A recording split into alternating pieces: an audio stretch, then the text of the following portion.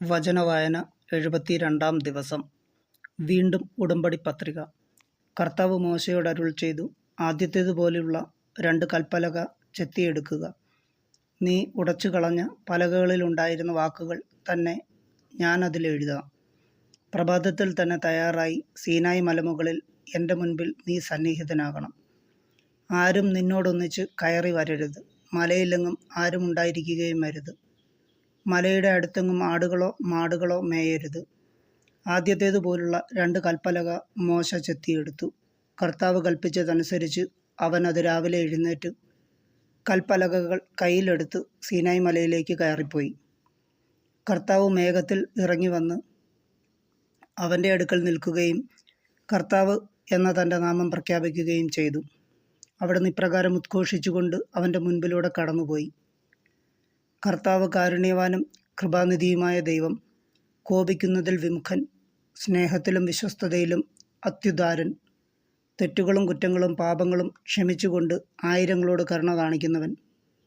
എന്നാൽ കുറ്റവാളിയുടെ നേരെ കണ്ണടയ്ക്കാതെ പിതാക്കന്മാരുടെ കുറ്റങ്ങൾക്ക് മക്കളെയും മക്കളുടെ മക്കളെയും 3ഉം 4ഉം തലമുറയോളം ശിക്ഷിക്കുന്നവൻ. മോശ ഉടനെ നിലം പറ്റെ കുമ്പിട്ട് ആരാധിച്ചു. അവൻ പറഞ്ഞു, അങ്ങ് എന്നിൽ സംപ്രീതനെങ്കിൽ കർത്താവെ, അങ്ങയോട് ഞാൻ അപേക്ഷിക്കുന്നു. ഞങ്ങൾ ദുശാഠ്യക്കാരാണെങ്കിലും അങ്ങ് ഞങ്ങളോട് കൂടെ വരണമേ. ഞങ്ങളുടെ കുറ്റങ്ങളും പാപങ്ങളും ക്ഷമിക്കുകയും ഞങ്ങളെ അങ്ങയുടെ സ്വന്തമായി സ്വീകരിക്കുകയും ചെയ്യണമേ. അവിടുന്ന് അരുൾ ചെയ്തു, ഇതാ ഞാൻ ഒരു ഉടമ്പടി ചെയ്യുന്നു. ലോകത്തിൽ ഒരിടത്തും ഒരു ജനതയുടെ ഇടയിലും നടന്നിട്ടില്ലാത്ത തരം അത്ഭുതങ്ങൾ നിന്റെ ജനത്തിൻ്റെ മുൻപിൽ ഞാൻ പ്രവർത്തിക്കും.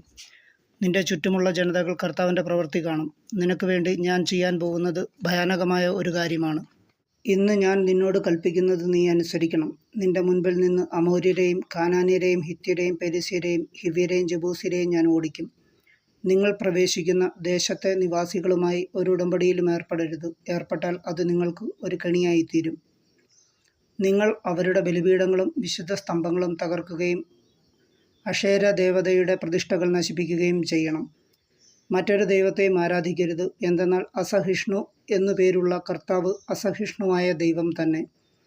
ആ ദേശത്തെ നിവാസികളുമായി നിങ്ങൾ ഉടമ്പടി ചെയ്യരുത്. ചെയ്താൽ തങ്ങളുടെ ദേവന്മാരെ ആരാധിക്കുകയും അവർക്ക് ബലിയർപ്പിക്കുകയും ചെയ്യുമ്പോൾ അവർ നിങ്ങളെ ക്ഷണിക്കുകയും അവരുടെ ബലിവസ്തു ഭക്ഷിക്കുവാൻ നിങ്ങൾക്കിടവരികയും ചെയ്തേക്കാം.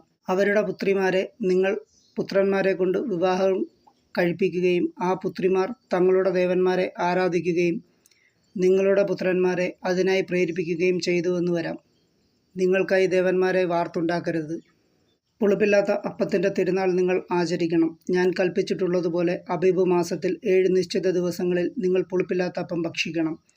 കാരണം അബീബ് മാസത്തിലാണ് നിങ്ങൾ ഈജിപ്തിൽ നിന്ന് പുറപ്പെട്ടത്. ആദ്യജാതരെല്ലാം എനിക്കുള്ളതാണ്. ആടുമാടുകളുടെ കടിഞ്ഞൂലുകളും എൻ്റേതാണ്. കഴുതയുടെ കടിഞ്ഞൂലിനെ ഒരാട്ടിൻകുട്ടിയെ നൽകി വീണ്ടെടുക്കാം. വീണ്ടെടുക്കുന്നില്ലെങ്കിൽ അതിനെ കഴുത്തു ഞെരിച്ചു കൊല്ലണം. നിങ്ങളുടെ പുത്രന്മാരിൽ എല്ലാ ആദ്യജാതരെയും വീണ്ടെടുക്കണം. വെറും കൈയോടെ ആരും എൻ്റെ മുൻപിൽ വന്നുകൂടാ.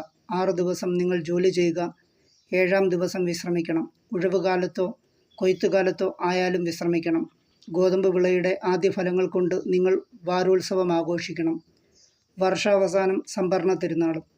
വർഷത്തിൽ 3 തവണ നിങ്ങളുടെ പുരുഷന്മാരെല്ലാവരും ഇസ്രായേലിൻ്റെ ദൈവമായ കർത്താവിൻ്റെ മുൻപിൽ ഹാജരാകണം. ഞാൻ നിങ്ങളുടെ മുൻപിൽ നിന്ന് ജനതകളെ നിഷ്കാസനം ചെയ്യും. നിങ്ങളുടെ അതിർത്തികൾ ഞാൻ വിപുലമാക്കും.